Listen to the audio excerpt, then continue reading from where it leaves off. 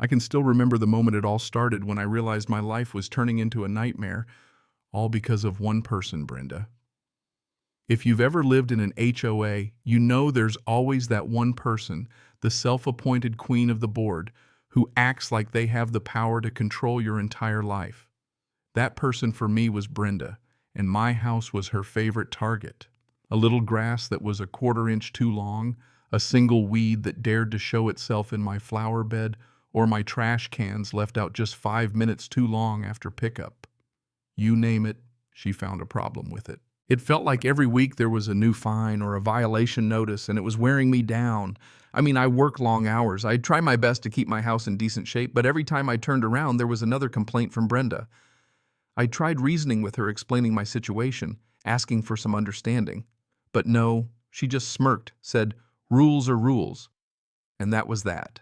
Then one day she decided to start harping on my mailbox. Yeah, you heard me right. My mailbox, which was perfectly fine, perfectly functional. But Brenda decided it was unsightly, so she ordered me to replace it with a specific model, a ridiculously expensive one that cost over $500. I wasn't going to be bullied into spending that kind of money on a mailbox, absolutely not. Of course, that's when the fines started piling up, $50 a week, all for my non-compliant mailbox. And after a few months, I was looking at a significant amount of money in bogus fines. That was when I had enough. I realized I couldn't fight her alone, and I wasn't about to let her win. So I did what anyone in my position would do. I sued the HOA. I gathered all my evidence violation notices, photos of my perfectly fine mailbox, and records of my attempts to communicate with the board. I wasn't just fighting for me, I was fighting for everyone else she'd terrorized in that neighborhood. The legal battle wasn't easy. The HOA under Brenda's reign fought tooth and nail. They tried to paint me as a troublemaker, a rebel who refused to follow the simplest of rules. Their lawyer was smooth, but I had the truth on my side.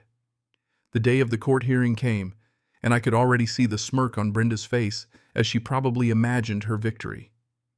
I had nothing left to lose. Was my turn. I didn't get caught up in the I didn't get caught up in the drama. I simply presented the facts, photos of my mailbox. No one could argue that it was anything but normal. I showed the judge the HOA bylaws, which didn't specify anything about mailbox models, just that they had to be in good repair. I even had the stack of fines to prove how outrageous this was. The judge wasn't impressed with the HOA's case. He called their actions arbitrary and capricious, which was a victory in itself. But he didn't stop there. He found something in the HOA's documents that none of us had noticed, a rule stating that all mailboxes must clearly display the house number for emergency services. My house number was on the side of my mailbox, but not on the front. So the judge made a ruling I had to put the house number on the front of the mailbox. I'll admit I wasn't thrilled about the ruling, but the judge was specific about it. He even mentioned the exact type of number stickers I had to use, 3-inch weatherproof reflective stickers. And to my surprise, he ruled that the HOA had to pay for it. I walked out of that courtroom feeling 10 feet tall. I couldn't wait to make my mailbox even more of an eyesore for Brenda. I went straight to the hardware store and bought the ugliest, most obnoxious neon green reflective number stickers I could find. I didn't hold back. They were hideous, and that's what made them perfect. I slapped those stickers right on the front of my mailbox. They clashed so horribly with the black metal, it was like a radioactive beacon at night. And that was the point. Brenda was going to hate them. But I wasn't just complying with the judge's order. Oh no, this was about malicious compliance. The very next morning, I woke up to find the stickers gone. Someone had peeled them right off. I didn't even have to guess who did it. I checked my security camera footage, and there she was, Brenda, in the dead of night, sneaking onto my property and scraping off the stickers. She probably thought she was winning. She probably thought I'd back down. But little did she know she had walked right into my trap. I saved the video, smiling to myself, and without even speaking to Brenda, I filed a motion with the court for contempt. I attached that crystal clear video of Brenda vandalizing my property and violating a direct court order. The judge, he was furious. He summoned Brenda back to court, and this time there was no smug look on her face. The judge played the video for everyone to see. He lectured her on respecting the law and the court's authority, and then the best part, he found her in contempt of court, slapped her with a huge fine, and ordered that the fine be paid to me for damages and legal fees, but it didn't end there. The judge also ordered that the stickers be replaced, and this time they had to be professionally installed with permanent industrial-grade adhesive. Oh, and guess who was paying for that? The HOA. He also issued a restraining order banning Brenda from ever stepping foot on my property again. Brenda was humiliated, defeated. She was forced to step down from the HOA board in disgrace, and the neighborhood finally got some peace. As for me, my mailbox became a local legend. People talked about it for months.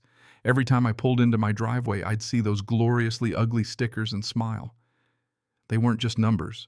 They were a monument to victory. So what's the lesson here? Don't let anyone push you around. Know your rights. Document everything. And when you're pushed to the edge, don't be afraid to fight back. Because sometimes the sweetest victories come in the ugliest packages. Now, I want to hear from you. Have you ever had an HOA nightmare or faced a bully who thought they could control your life? Let me know in the comments below. And if you enjoyed this story, make sure to like and subscribe for more tales of sweet, sweet revenge.